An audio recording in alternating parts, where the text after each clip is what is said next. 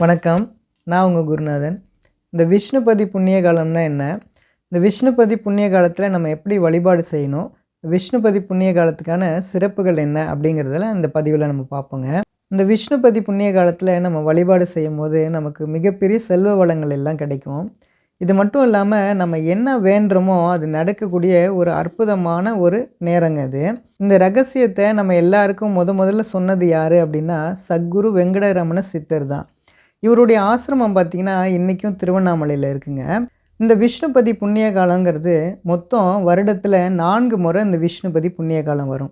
அது எப்பப்போ அப்படின்னா கார்த்திகை 1, மாசி 1, வைகாசி 1, ஆவணி 1.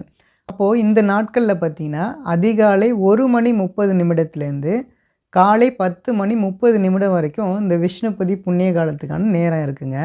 அப்போ இந்த நேரத்தில் நம்ம என்ன செய்யணும் அப்படின்னா கொடிமரம் இருக்கக்கூடிய பெருமாள் கோயிலில் போய் நம்ம வழிபாடு செய்யணும்.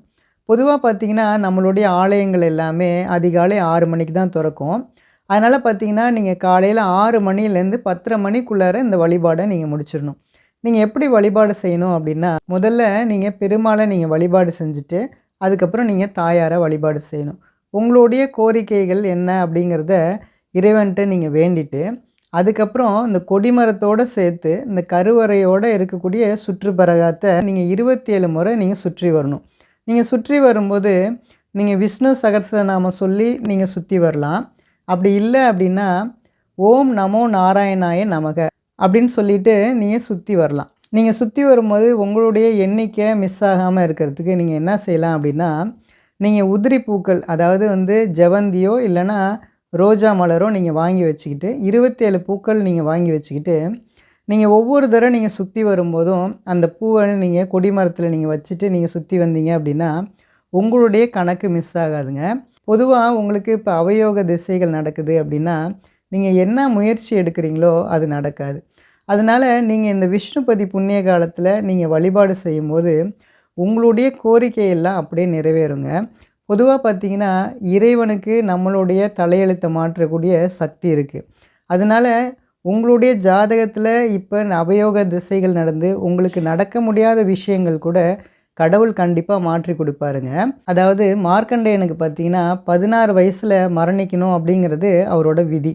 ஆனால் என்றும் 16 அப்படின்னு சொல்லிட்டு வரம் கொடுத்தவர் சிவபெருமான். குசேலர் பார்த்திங்கன்னா அவர் வறுமையிலே வாடணும் அப்படிங்கிறது அவரோட விதி. ஆனால் அவருக்கு மிகப்பெரிய செல்வங்களை கொடுத்து அருள் புரிஞ்சவர் பெருமாளுங்க. அதனால் கடவுள் நினச்சா உங்களுடைய ஜாதகத்தில் இருக்கக்கூடிய பிரச்சனைகள் எல்லாமே மாற்றக்கூடிய சக்தி கடவுளுக்கு உண்டு. அதனால் இந்த விஷ்ணுபதி புண்ணிய கால இந்த நேரத்தில் உங்களுடைய கோரிக்கையை நம்பிக்கையோடு நீங்கள் வேண்டுனீங்க அப்படின்னா கண்டிப்பாக பலனடைய முடியுங்க.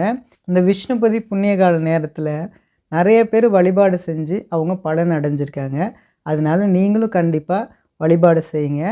நம்புங்க, எல்லாமே நல்லதே நடக்குங்க. நன்றி நன்றி நன்றி.